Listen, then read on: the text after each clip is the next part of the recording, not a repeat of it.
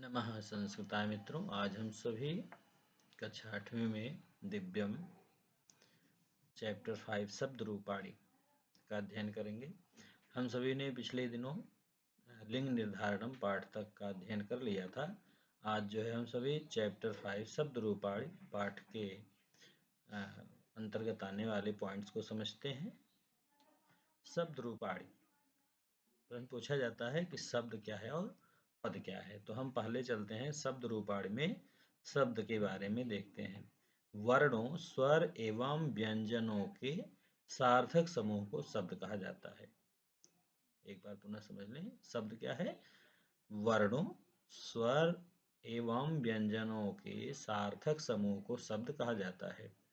मूलतः सभी शब्द स्वतंत्र रूप में होते हैं। जब इन्हें वाक्यों में प्रयोग किया जाता है तब ये व्याकरणिक नियमों में बंधकर पद बन जाते हैं। तो समझ में आ गया, पद क्या है?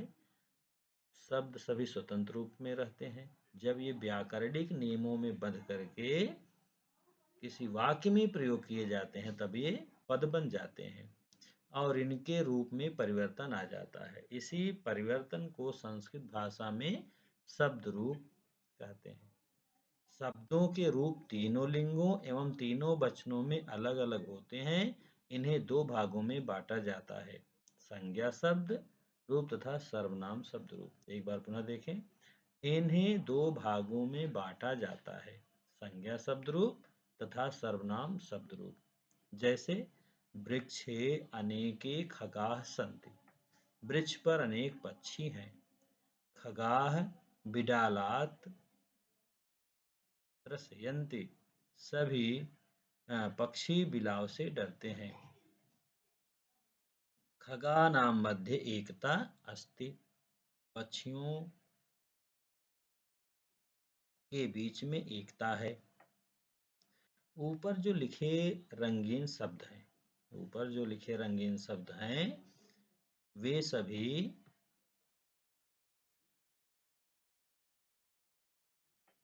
विविध शब्दों के शब्द रूप हैं।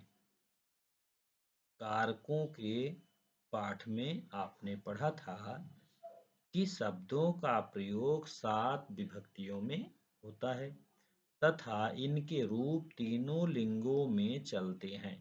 शब्दों के प्रकार निम्नलिखित हैं। शब्द आपके दो तरह होंगे, क्या? स्वरांत शब्द और व्यंजनांत शब्द। प्रश्न बनता है, परीक्षाओं में पूछा जाता है कि स्वरांत शब्द क्या है और व्यंजनांत शब्द क्या है। प्रश्न को ध्यान से सुनिएगा, नोट कर लीजिएगा। स्वरांत शब्द क्या है और व्यंजनांत शब्द क्या है। तो स्वरांत शब्द के बारे में देखते हैं, जिनके अंत में कोई भी स्वर हो। जब हम वर्ण विच्छेद करते हैं तो उसमें जब अंत में स्वर आ जाए तो उसे हम स्वरांत शब्द कहते हैं। व्यंजनांत शब्द के बारे में समझते हैं, जिनके अंत में का से लेकर के हा तक कोई भी व्यंजन आ जाए। तो व्यंजन आ जाए तो वे व्यंजनांत हो गए, स्वर आ जाए तो स्वरांत हो गए। आगे हम अगले पेज पर आते हैं। संज्ञा शब्द स्वरांत। अभी हम जैसे स्वरांत शब्द देखते हैं, जैसे बाल अकारांत पुल्लिंग शब्द है, लता आकारांत स्त्रीलिंग शब्द है, मुनि इकारांत पुल्लिंग शब्द है, मत इकारांत स्त्रीलिंग शब्द है। हमने अकारांत इकारांत उकारांत जब पाठ का अध्ययन किया था तो उसमें हमने इसके बारे में चर्चा किया है कि ये क्या होते हैं। अब यहाँ शब्द रूपों की चर्चा है, तो आप ये जान लें कि बाल अकारांत शब्द है, तो अकारांत के जितने शब्द होंगे, जैसे नर, हंस, सूर्य, चंद्र, घट आदि के जो शब्द रूप हैं वे अकारांत पुल्लिंग शब्द के अनुसार चलते हैं। तो हम बाल शब्द का जैसे इसमें दिया है विभक्ति प्रथमा से लेकर के सप्तमी तक, वचन एक वचन द्विवचन बहुवचन में जो शब्द रूप दिया है उसको देखते हैं। बालः बालो बालाः, बालम बालो बालान, बालेन बालाभ्यां बालैः, बालाय बालाभ्यां बालेभ्यः, बालात् बालाभ्यां बालेभ्यः, बालस्य बालयो बालानां, बाले बालयो बालेषु, हे बाला हे बालव हे बाला। इस तरह से जितने भी अकारांत शब्द होंगे उनके शब्द रूप इसी तरह चलेंगे। और आपकी बुक में लता शब्द का दिया है, मुनि शब्द का दिया है, मति का दिया है, ऐसे बहुत ही शब्द रूप दिए गए हैं। ये तो केवल एक उदाहरण है, ठीक इनके अनुरूप ही और भी रूप चलेंगे। जैसे लता के अनुसार आकारांत के जितने शब्द हैं, जैसे सीता, सरिता, माला, धरा, नौका आदि इनके शब्द रूप चलेंगे। मुनि के समान जितने भी इकारांत पुल्लिंग शब्द के रूप होंगे वे मुनि के समान चलते हैं, जैसे ऋषि, गिरि, कवि आदि इस तरह से इनके रूप चलते हैं। मति, मति इकारांत शब्द है, स्त्रीलिंग है, इसके समान जैसे बुद्धि, गति, भक्ति, रति, शक्ति आदि के रूप चलते हैं। इसके बाद आते हैं हम वारी इकारांत शब्द, साधु उकारांत शब्द। तो साधु का रांध शब्द के समान जो है, जैसे भानु, पशु, ऋतु, गुरु, सिंधु, बिंदु आदि के रूप चलेंगे। इसी तरह से आपका वधु उकारांत शब्द है, तो वधु का जैसे रूप दिया है ठीक इसी क्रम में आपका और रूप चलेंगे, जैसे श्वश्रु है, चंपू है आदि के रूप चलेंगे, वधु के रूप चलेंगे।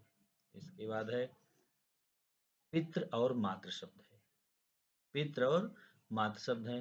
पितृ अकारांत पुल्लिंग शब्द है और मातृ जो है ऋकारांत स्त्रीलिंग शब्द है। पितृ ऋकारांत पुल्लिंग शब्द है, मातृ ऋकारांत शब्द स्त्रीलिंग शब्द है। तो इसके समान जो रूप होंगे वे उसके समान चलेंगे। व्यंजनांत शब्दों में जैसे राजन का हो गया, आत्मन का हो गया, इसके अनुरूप और अन्य रूप चलेंगे। अब सर्वनाम शब्द रूपों पर आते हैं। सर्वनाम में आप देखिए आपके बुक में दिया है तत्, पुल्लिंग शब्द, स्त्रीलिंग शब्द, नपुंसक लिंग शब्द, ठीक इसी क्रम में यत का चलेगा, किम का चलेगा, ठीक इसी क्रम में रूप चलते हैं।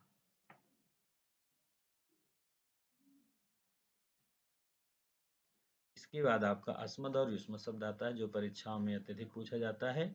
अस्मद और युष्मद, तो इसको आप जो है लिख भी लेंगे, याद भी कर लेंगे, जिससे कि आपके लिखने में कोई त्रुटि ना हो। अब हम आते हैं इस पाठ के अभ्यास प्रश्नों पर। जैसे सूर्य है, अब हम आते हैं इस पाठ के MCQ पर। तो पहला है विकल्पों से उचित उत्तर चुन करके विकल्पों को पूरा कीजिए। विकल्पों से सही उत्तर चुन करके रिक्त स्थान को पूरा कीजिए। तो इसमें पहला MCQ है सूर्य, देखिए आगे स्पेस दिया है, नश्वर दिया है, तो सूर्य। अब इसका जो सही विकल्प होगा उसे आपको भरना है। अंधकारः, अंधकारेण, अंधकारम, अंधकारस्य। तो आपका अंधकारम शब्द विकल्प 3 जो है सही है, इसको आप सही कर लेंगे। दूसरा है वृक्षे, अब दिया है स्पेस बसंती, तो कौन सा विकल्प सही होगा? वानरः, वानरान, वानराः, वानराणाम। तो वृक्षे वसंती,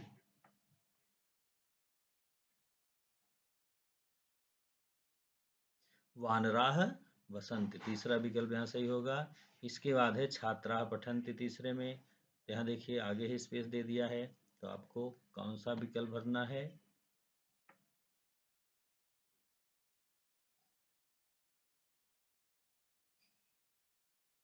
कक्षा, कक्षाम, कक्षायाम, कक्षायाः।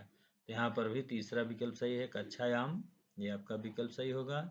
इसके बाद चौथा अध्यापकः कथयति, कथा, कथाम, कथायाः, कथायाः। तो आपका यहाँ विकल्प सही होगा अध्यापकः कथाम कथयति, दूसरा विकल्प सही होगा। इसके बाद है पत्राणि पतन्ति, स्पेस दिया है बीच में, तो क्या होगा? वृक्षाणि पत्राणि पतन्ति, इसमें जो है विकल्प का है वृक्ष है, दूसरा है वृक्षात, तीसरा है वृक्षम, चौथा है वृक्षस्य। तो आपका यहाँ पर खा विकल्प सही होगा, वृक्षात, ये विकल्प आपका सही होगा। इसके बाद है 6 नंबर का MCQ, वयम भ्रमामः, बीच में रिक्त स्थान दिया है, तो आपका विकल्प है उपवन, उपवनम, उपवने, उपवनस्य। तो आपका विकल्प 3 सही होगा, उपवने भ्रमामः, उपवन में घूमते हैं। अब है 7वां, कन्या पठति, पुस्तक पुस्तकम पुस्तकस्य पुस्तके, कन्या पुस्तकम पठति, दूसरा विकल्प सही होगा। इसके बाद है पिता पालयति, पुत्रः पुत्रम पुत्रेण पुत्रात्, यहाँ पर देखिए पुत्रम पालयति, दूसरा विकल्प सही होगा। इसके बाद हम आते हैं 9th, आपका एमसीक्यू है वयम इच्छामः, बीच में रिक्त स्थान दिया है, मोक्षः मोक्षम मोक्षेण मोक्षस्य, तो आपका मोक्षम दूसरा विकल्प सही होगा, मोक्षम। इसके बाद है आपका 10वां एमसीक्यू, सह सह गच्छति। अब देखिए दिया है पितृ पित्रा पितुः पित्रे, तो अब देखिए सह के साथ में तृतीय विभक्ति का प्रयोग होता है। तो अब यहाँ देखिए पितृ पित्रा पितुः पित्रे, तो आपका पितृ शब्द में तृतीय विभक्ति एक वचन में जो रूप होगा वही यहाँ पर भरा जाएगा। तो आपका क्या है,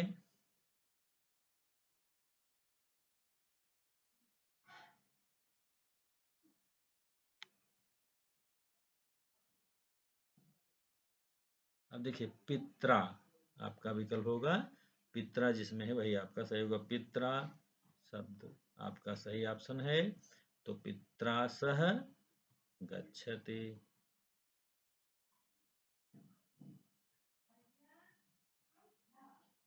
आपने पित्रा शब्द, पित्रा जो है दूसरा विकल्प है, विकल्प खा सही है। इसके बाद आते हैं तेसाम मध्ये स्नेह अस्ति, तेसाम, अब देखिए छात्रान मध्ये स्नेह अस्ति, विकल्प दो सही है। तानि आने, तानि फलानि आने, विकल्प घ सही है। अब इसके बाद 13वां है, 13वां नहीं आपका, हाँ 13वां ही है, विश्वासम कुरु अस्मद मम माम मई, ये 4 विकल्प दिए हैं, मई विश्वासम कुरु, मेरे ऊपर विश्वास करिए। राजानः प्रियाः सन्ति, कौन विकल्प सही है, प्रजा प्रजानाम प्रजाम प्रजाया, तो राजानः प्रजानाम प्रियः सन्ति, दूसरा विकल्प सही है। अब आते हैं 15वें पर, मम सखा अस्ति भवत भवान भवतम भवता, तो भवान मम सखा अस्ति, इस तरह से आपका एमसीक्यू पूरा हो गया। इसके बाद ये दिया है नृप शब्द, दूसरा प्रश्न, अद्योलिखित शब्दों के निर्देश के अनुसार रूप लिखिए, तो आप जो है इसको स्वयं भी कर सकते हैं। यहाँ दिया है जैसे नृप, प्रथम विभक्ति एक वचन द्विवचन बहुवचन, तो आप जहाँ इसका शब्द रूप दिया है वहाँ जाएंगे, प्रथम विभक्ति में एक वचन द्विवचन बहुवचन का रूप यहाँ भर देंगे।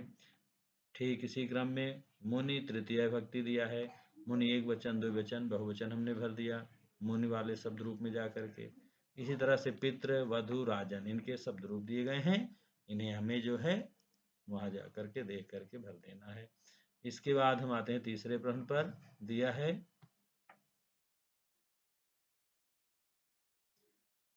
अब अद्योलिखित शब्दों को विभक्ति और वचन लिखिए, शब्दों के विभक्ति और वचन लिखिए। देवेन, अब विभक्ति और वचन लिखना है। देवेन जैसे तृतीय विभक्ति एक वचन है, वैसे ही आत्मनः मातुः पित्रा लतानां तयोः कयोः राज्ञाम और हरिणा विदुषाम, इन सभी के विभक्ति और वचन को लिखना है।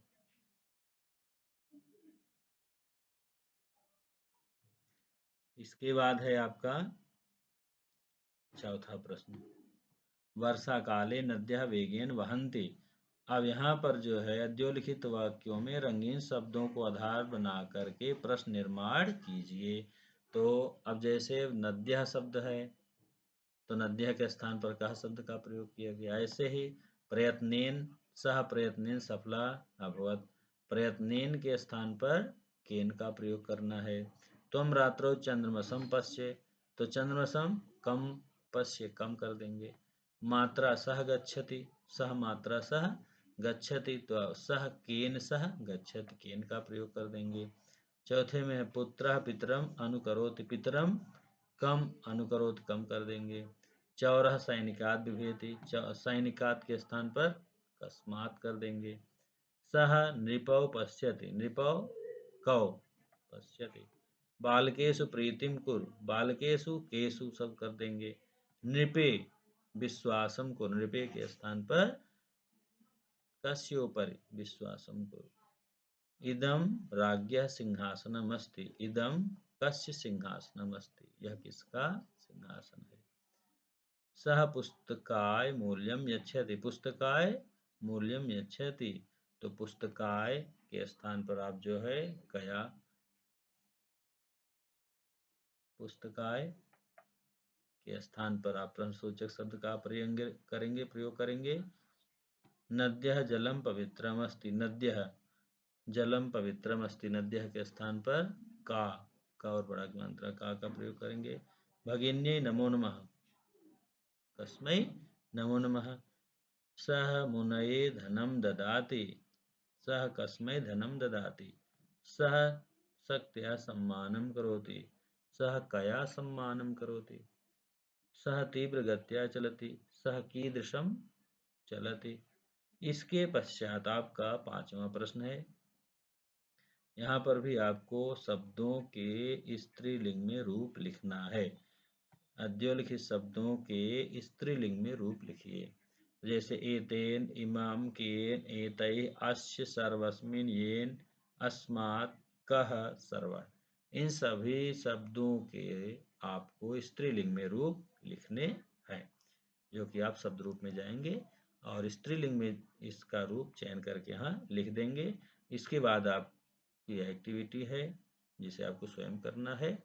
आशा है कि यह पाठ आपकी समझ में आया होगा, जिससे कि हमारा छोटा सा प्रयास सफल हो। यदि आप इससे छोटा सा भी कुछ भी थोड़ा सा भी आपको इस पाठ से लाभ हो, इस वीडियो से लाभ हो, तो यह मेरा प्रयास सफल होगा। धन्यवाद।